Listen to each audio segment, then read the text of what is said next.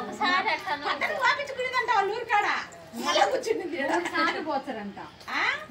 3 సార్లు పోతారంట అప్పుడు మా అమ్మ వాళ్ళు కూడా అట్టే 3 సార్లు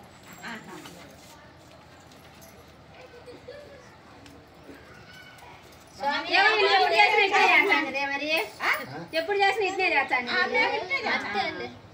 అంతేలే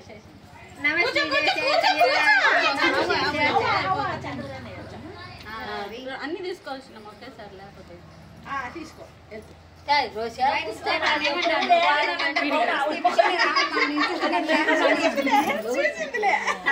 పోయిన వాళ్ళందరికీ బట్టలు అందరికి